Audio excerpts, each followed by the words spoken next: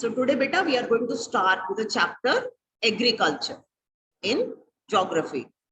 Now it is chapter number 4. In between, there are 2 chapters, clear, water resources and wildlife resources. So those we will do afterwards. And we are going to start with the chapter agriculture today. Now, when we use the word agriculture, clear?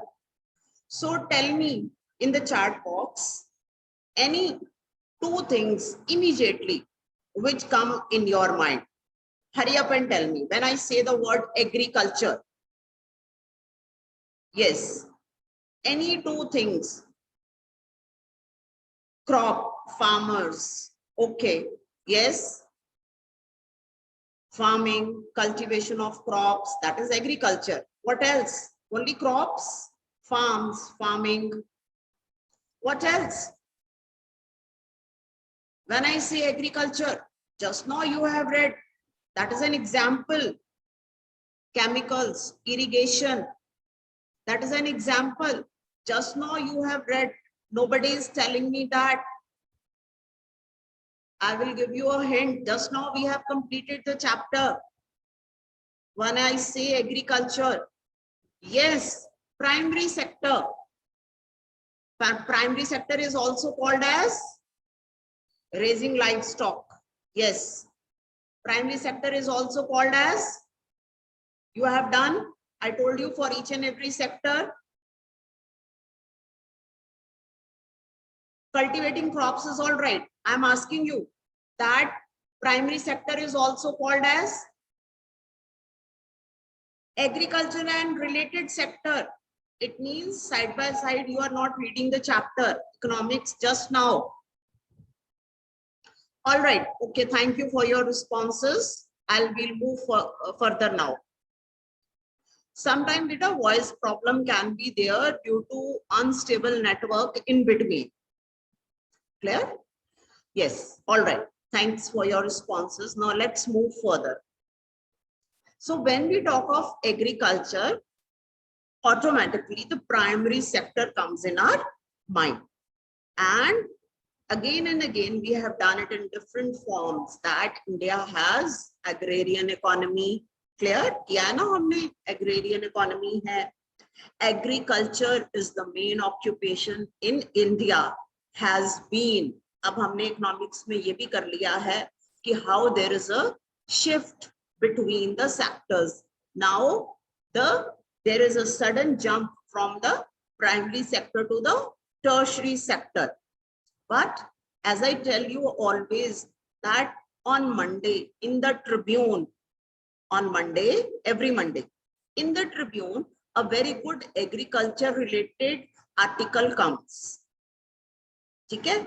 And they deal with various issues. Sometimes the text which is given in your textbook, clear? Some of the data might not be current.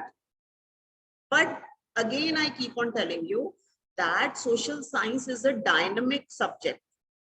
हमें current के जो issues होते हैं, current का जो scenario होता है, चाहे हम इकोनॉमिक्स पढ़ रहे हैं, चाहे ज्योग्राफी पढ़ रहे हैं, क्लियर, चाहे हम पॉलिटिकल साइंस पढ़ रहे हैं, हमें करंट सिनेरियो को भी ध्यान में रखना होता है. Okay, otherwise we will not be able to understand in the true sense. तो अब एग्रीकल्चर में no doubt what are the topics in your book, हम उसको तो स्टडी करेंगे ही करेंगे, बट साइड बाय साइड हम करंट सिनेरियो जो हमारा एग्रीकल्चर में आजकल है कंट्री में, wherever it is required for you to know about that also, so we will be reading about that as well. Okay, so I hope you have your geography books with you and you have opened the chapter. Clear? It's on page number 34 in my book, so it can be a page number can vary. Now let's start with the chapter. India is an agriculturally important country. 2/3 of its population is engaged in agricultural activities. agricultural activities. Clear? And this we have already done, that no doubt the contribution of tertiary sector might have increased in the GDP, but as far as giving occupation is concerned, still the primary sector is providing more occupation as compared to the other sectors. Clear? ये हम already पढ़ चुके हैं, चाहे geography है चाहे economics है, ठीक है। अगर टॉपिक्स की कोरिलेशन है तो हमें इनको याद रखना है और आपस में कोरिलेट करना है। ये नहीं है कि हमने प्राइमरी सेक्टर इकोनॉमिक्स में पढ़ा है तो जब हम एग्रीकल्चर का चैप्टर ज्योग्राफी में कर रहे हैं तो हमें उसके साथ कोरिलेट नहीं करना है, वी हैव टू। और अगर हम कुछ ज्योग्राफी में पढ़ रहे हैं उसकी कोरिलेशन इकोनॉमिक्स के साथ भी हो सकती है, क्लियर, पॉल साइंस के साथ भी हो सकती है। So we have to study these subjects in correlation. Let's read further. Agriculture is a primary activity which produces most of the food that we consume.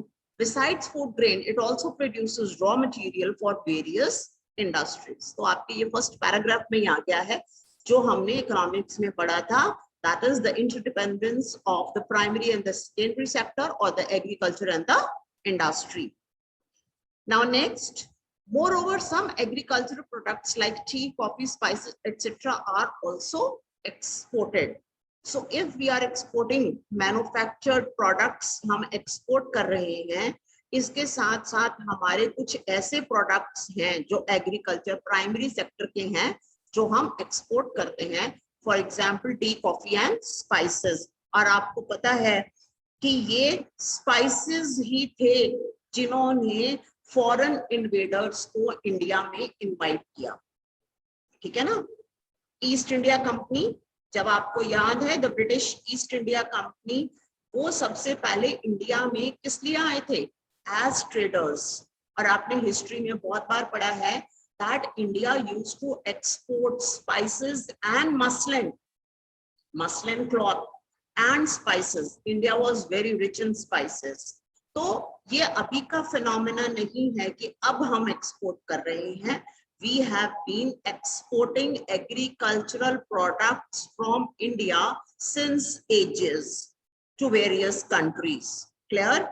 And the black pepper, जिसको हम काली मिर्च कहते हैं, the black pepper was also sometimes called as black gold. ठीक है, जैसे हम कहते हैं ना जूट को हम कहते हैं गोल्डन फाइबर, इसको हम क्यों कहते हैं, ऑयल को भी हम कहते हैं। Similarly, उस टाइम पे, आज से पहले जब when we were reading about in history about this, तो जो ब्लैक पेपर की स्पाइसेस की जो एक्सपोर्ट होता था इंडिया से, that used to bring lot of rich revenues to India and used to make India very rich. India को तभी हम कहते थे ना सोने की चिड़िया कहते हैं, वो इसलिए नहीं कहते थे, वो इसलिए कहते थे that India was a rich country. What happened later we all know, right? तो spices and tea and coffee, spices में हमारे अलग अलग चीजें आ जाती हैं। We have green cardamom, we have black cardamom, right? We have black pepper, जैसे मैंने आपको बताया, cloves हैं, cinnamon है, दालचीनी, लौंग जिसको हम कहते हैं, ये सारे spices में आ जाते हैं। हल्दी, एंड अभी आपको पता है ये पैंडेमिक के टाइम हमारा जो इंडिया में हल्दी की यूज है, गोल्डन मिल्क, ये इसका हमारे Indian spices all over the world through yoga and ayurveda बहुत पॉपुलर हुए हैं, that these spices have a beneficial effect and they help us to increase the body immunity. Clear? Now next topic in your book is types of farming.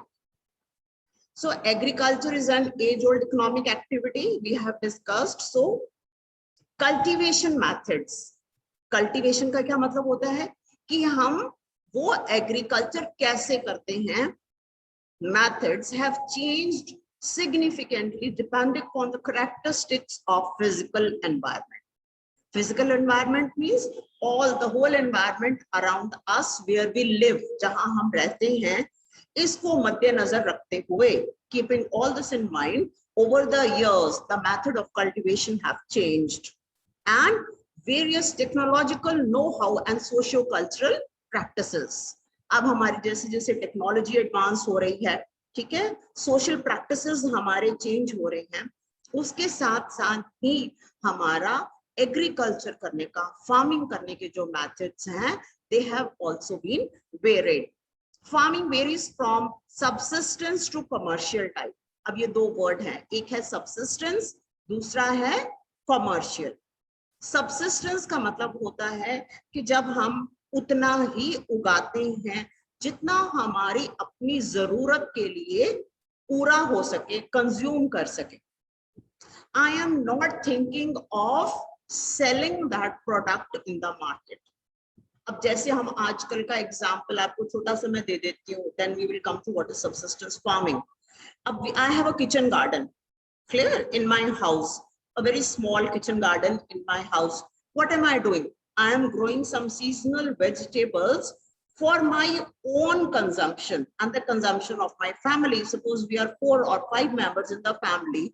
I have a small area in my house where I am growing these seasonal vegetables, जिसको हम kitchen garden कह देते हैं, and it is sufficient for my consumption. मुझे वो चीज बाजार से नहीं खरीदनी पड़ती है, मैं जो ग्रो करती हूँ वो मेरे लिए sufficient है. Clear? For my own use. But the moment I say the word commercial, it means that I am growing something at a large scale for the purpose of earning profit, and that is by selling in the market. So farming कहाँ से शुरू होती है? Subsistence से लेके commercial तक जाती है. इसके various forms हैं. Farming varies from subsistence to commercial type. At present, in different parts of India, the following farming systems are practiced. So the first is primitive subsistence farming. The very name itself clarifies primitive. Okay? Yes, who can tell quickly what is the meaning of primitive? Just in one word.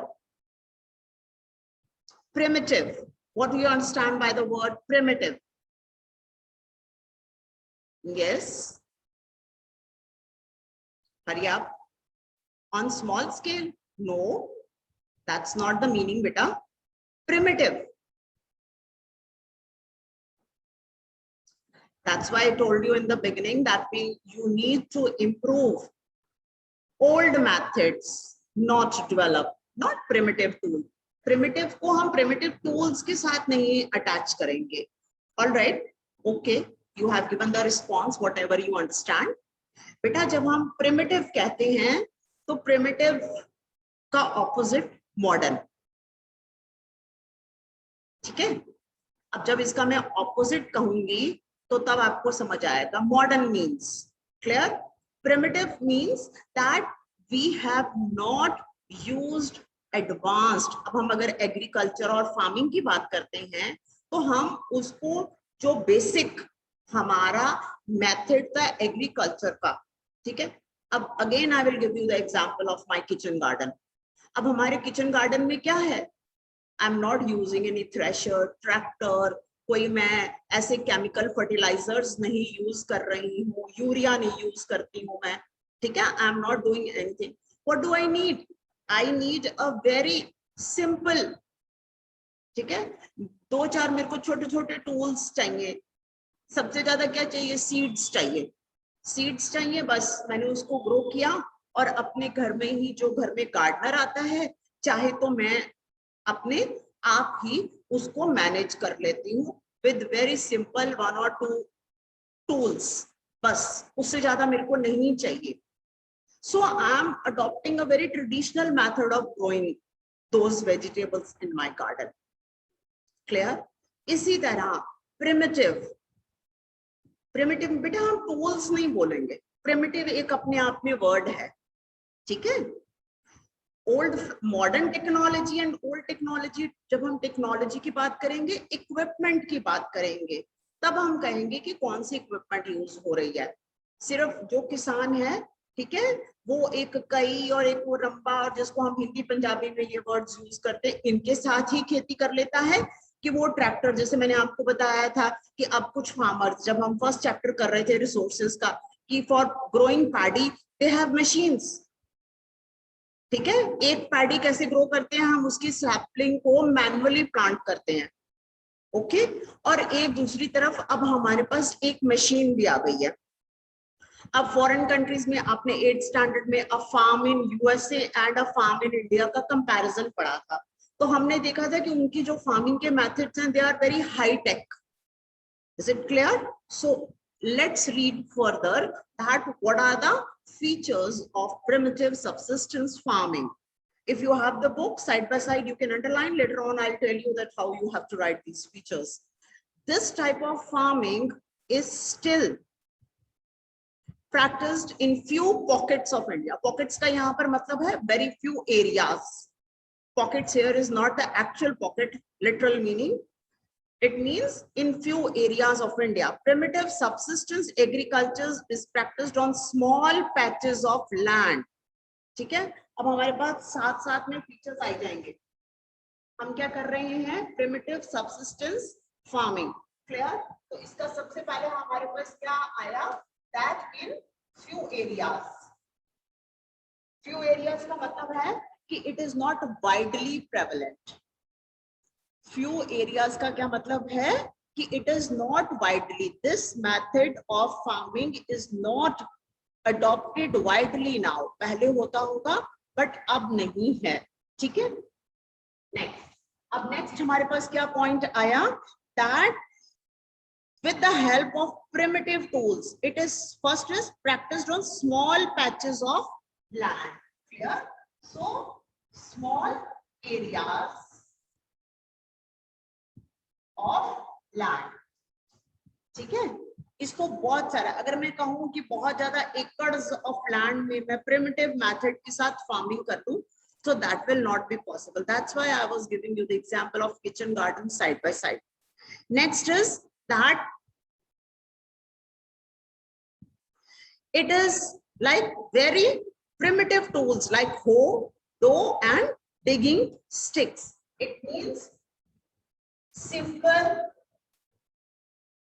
tools are used. हम किसके features कर रहे हैं?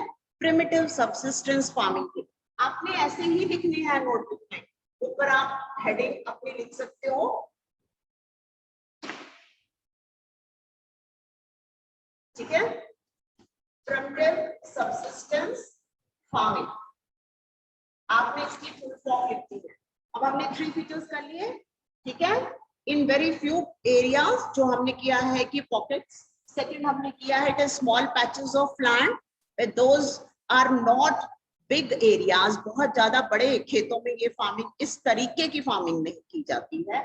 Third है simple tools are used. They have given you the examples that you can write in the bracket. Next, and family and community labor. Family and community labor का क्या मतलब है? कि with less number of people,